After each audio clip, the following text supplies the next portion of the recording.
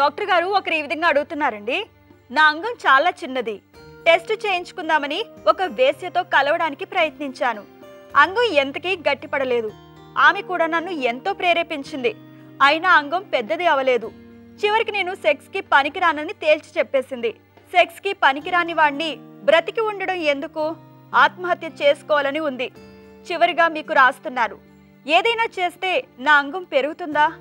పెరగదని మీరు చెబితే మాత్రం ఇక నా బ్రతుకు వేస్ట్. ఏమంటారు? పరిష్కారం తెలియజేయండి అంటూ అడుగుతున్నారు. ఒక్కడ మాత్రం ఆయన రాయలేదండి. ఆయన హస్తప్రయోగం చేస్తున్నారా లేదా అనేది. సెక్స్ పరమైన కోరికలు ఉన్నాయా లేదా, హస్తప్రయోగం చేస్తున్నారా లేదా. సెక్స్ పరమైన కోరికలు ఉన్నాం, అప్పుడు పోయినా సరే హస్తప్రయోగం చేయడం ఉన్నట్లయితే ఆయన ఒకవేళ వయసు దగ్గర ఏం చేయకపోయినా అంగం చెందని అని అనుకుంటున్నా ఏమీ లేదు. శుభ్రంగా సెక్స్కి పెళ్ళికి ఫిట్టేవాళ్ళు. కొంతమందికి హైపోగొనాడిజం ఉంటాం. హైపోగొన అంటే వాళ్ళకి టెస్టోస్టెరోన్ హార్మోన్ తక్కువగా ఉండి బీజాలు ఎదగు, అంగం కూడా ఎదగకుండా చిన్నదిగా ఉండిపోతుంది. అలాంటి వాళ్ళకి మీకు ఏమాత్రం కూడా అంగం గట్టిపడదు. కానీ వాళ్ళకు కూడా టెస్టోస్టెరోన్ ఇంజెక్షన్ ఇచ్చినట్లయితే, సప్లిమెంట్ చేసినట్లయితే, టెస్టోస్టెరోన్ సంబంధించిన ఆ మేల్ సెక్స్ హార్మోన్ సప్లిమెంట్ చేస్తే వాళ్ళు కూడా మాలైపోతారు.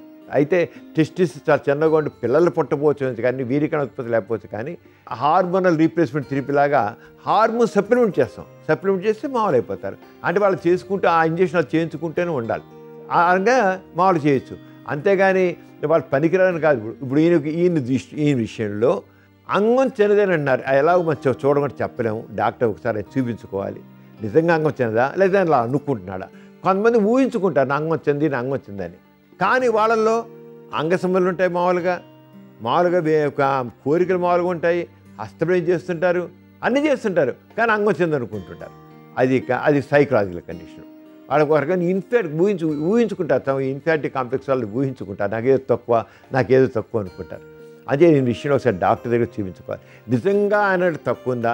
తక్కువ ఉంటే ఒకసారి హార్మోన్స్ టెస్ట్ చేయించుకుని, హార్మోన్స్ తక్కువ ఉంటే హార్మోన్స్ ఇంజక్షన్ ఎంచుకునేది. నార్మల్ ఇంజక్షన్ కానీ ట్యాబ్లెట్స్ కానీ పడితే డాక్టర్ మామూలు అయిపోతారండి. అంతే చచ్చిపోసలే. వేస్ అనేది మాత్రం సెక్స్ విషయంలో సర్టిఫై చేయడం కరెక్ట్ కాదు. వాళ్ళకి ఏమీ తెలియదు. వాళ్ళే సెక్స్ అయిపోతే వాళ్ళు అన్ఫిట్ అనేస్తారు. వాళ్ళు మీనింగ్లెస్ దట్.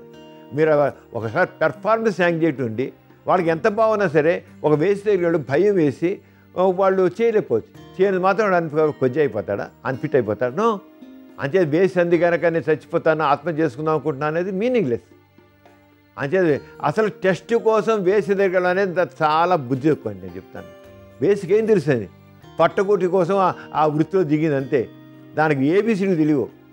పట్టగొట్టి కోసం జస్ట్ అలా పడుకుంటుంది, వాడి దగ్గర డబ్బులు వేసి వస్తుంది అంతే. ఆమెకేం తెలుసు అని. అంచేత ఈ విధంగా ఆవిడ ఇలా అంది, నువ్వు వేస్ట్ పిలో, నువ్వు పెళ్ళికి పని రావు అని అంటే మీనింగ్లెస్ ఎవరిని అంటే అలాగా.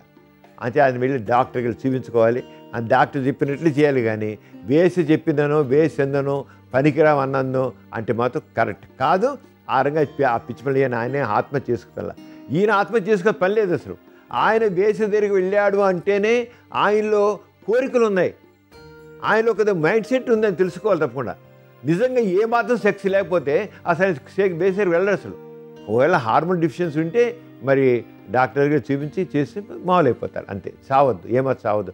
పుట్టింది చావడం కోసం కాదు, జీవితాన్ని ఎంజాయ్ చేయడం కోసం. అది గుర్తుంచుకోండి. చావు సమస్యకు పరిష్కారం కానే కాదు. ఏ విషయంలో ఎవరు కూడా ఇప్పుడు కూడా ఆత్మహత్య చేసుకోకూడదు. చూశారు కదండి ఇవాల్టి సుఖజీవనం కార్యక్రమం. మీకు కూడా లైంగిక సమస్యలు కానీ సంతానం లేని సమస్యలు ఏమైనా ఉంటే మీ సమస్యలను వాట్సాప్ ద్వారా పంపొచ్చు. 8008532087 అనే నెంబర్కి వాట్సాప్ చేయండి.